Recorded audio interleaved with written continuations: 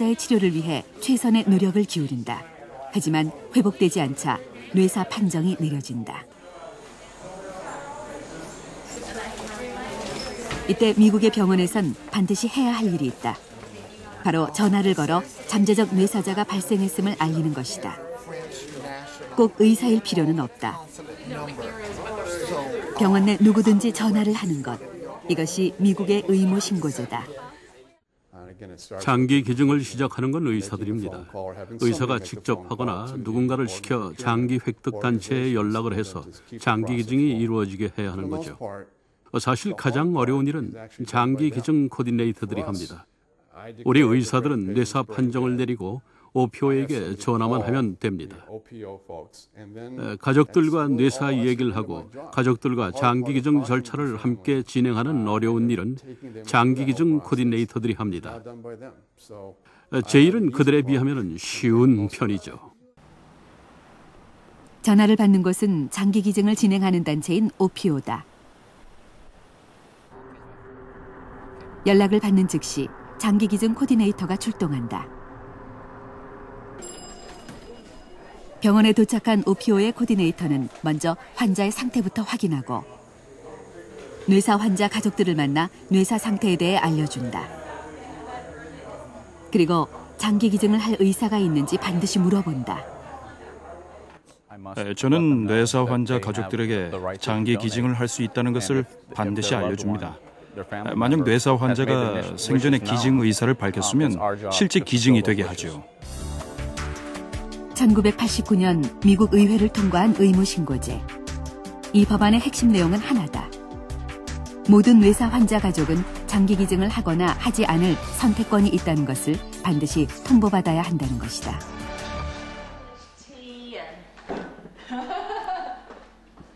의무신고제는 놀라운 변화를 불러왔다. 제인 스테넌 씨는 그 변화로 인생이 바뀐 사람 중에 한 사람이다. 다정하게 식사 준비를 하는 부부. 이 일상을 즐기기까지 그들은 인생의 큰 산을 2번이나 넘어야 했다. 늘 집안을 환하게 꽃피웠던 두 딸. 큰딸 크리스티는 22살 되던 해 교통사고로 하늘나라로 갔다. 2년 후 작은 딸에게도 불행이 닥쳤다. 연이은 고통 앞에서 부부는 장기 기증을 선택했다. 두 딸의 죽음을 헛되지 않게 하고 싶었다. 6명의 생명을 구한다는 건 정말 굉장한 일이에요. 물론 그때 우리는 무척 감정적이었고 녹초가 되었지만 우리가 그렇게 했다는 것이 굉장히 기뻤어요. 그건 우리에게 마음의 평화를 가져다 줬어요. 병원에서 뇌사를 알려주지 않았더라면, 장기 기증을 권유하지 않았더라면 그들은 오늘의 위안을 얻지 못했을 것이다. 부부는 의무신고제 열렬한 지지자로 변했다. 우리는 모두 선택을 원해요.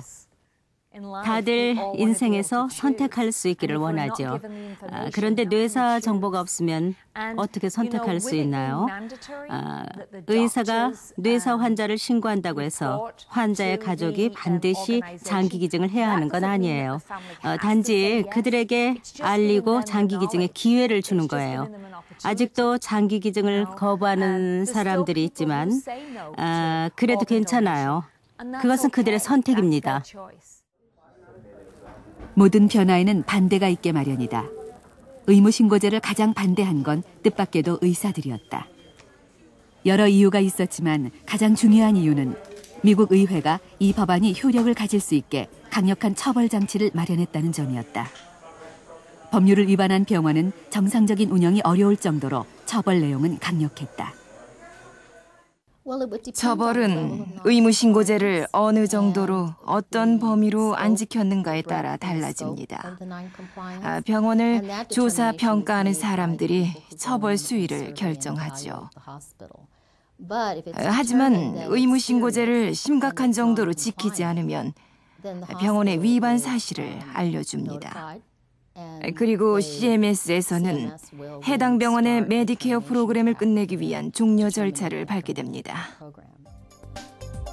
일부 병원이 법률을 위반하기도 했지만 실제 처벌은 일어나지 않았다. 그 대신 열심히 참여하는 병원과 의사들에겐 메달과 상장이 주어졌다.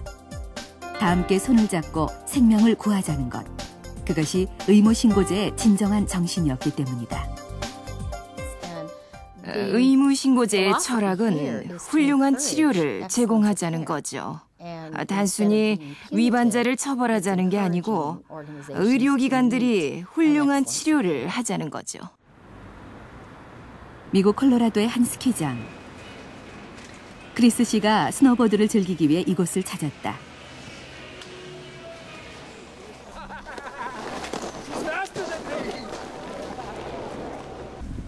가장 어려운 코스를 시원하게 질주하는 크리스 씨.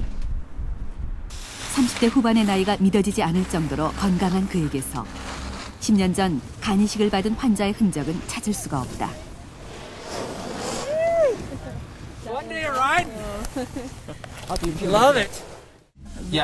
전 간 이식을 받았습니다. 간이 급격히 나빠져서 이식이 꼭 필요했죠. 2000년 7월 28일에 이식을 받았는데 지금 이 자리에 있는 건 그야말로 행운이죠. 매일 최선을 다해 살려고 노력하고 있습니다. 원발성 경화성 담관염을 앓았던 그에게 유일한 치료법은 간 이식뿐이었다. 7년을 기다린 끝에 13살 소녀의 간을 극적으로 이식받았다. 회복실을 나서면서 팔을 공중으로 쳐들고 내가 최고야! 라고 소리쳤습니다. 마치 내가 최고가 된 것 같았어요. 이제 힘든 고비를 넘겼으니까 원래대로 들어갈 수 있을 거란 확신이 들었습니다. 수많은 생명들이 목숨을 구하면서 의무신고제에 반대하던 의사들의 생각도 바뀌게 된다.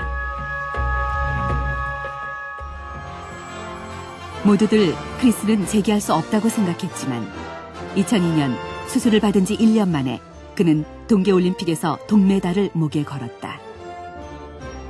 의무신고제가 어떤 기적을 만들어내는지 크리스가 온몸으로 보여준 것이다. 또 대기자 명단도 있어요.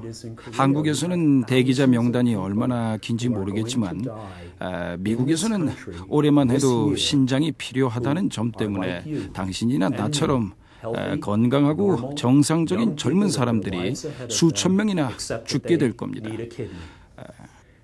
우리가 신장을 찾지 못하면 그들은 죽게 됩니다. 그래서 장기 기증에 동의할 수 있는 가족이라면 누구에게든지 선택권이 주어져야 합니다. 최대한 많은 장기를 확보하고 생명을 구할 수 있어야 하는 거지요. 오늘날 미국 의사의 95 내지 99%는 그 법을 전적으로 지지하고 있습니다. 처음에 의사들은 의무신고제를 강력하게 반대했었죠. 그 법은 새로운 것이었고 의사들의 책임을 빼앗아가거나 할 일을 추가한 것처럼 여겨졌습니다. 하지만 실제로는 환자와 병원에 아주 유익한 일이란 걸 알게 됐어요. 이제 완전히 바뀐 거죠. 180도 바뀌었고 훨씬 나아졌습니다.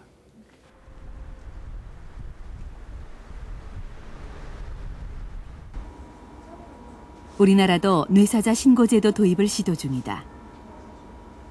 지난해 보건복지가족부 출연으로 설립된 장기기증원은 24시간 전화대기를 통해 뇌사 기증자를 기다리고 있다.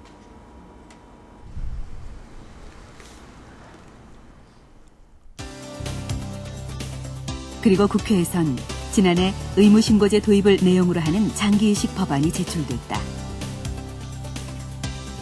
하지만 1년째 이 법안은 통과되지 못하고 있다.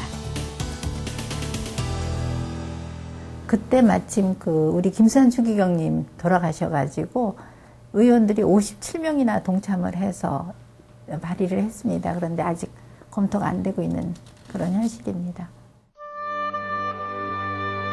생명을 구하기 위해 마련된 의무신고제.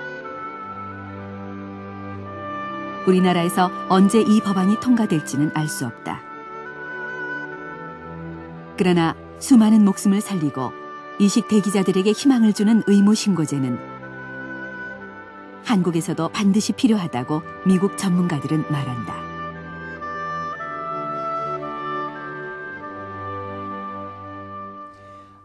의무 신고제로 모든 기증자들이 확인될 가능성이 생기는 시스템을 갖추는 것이 아주 중요해요.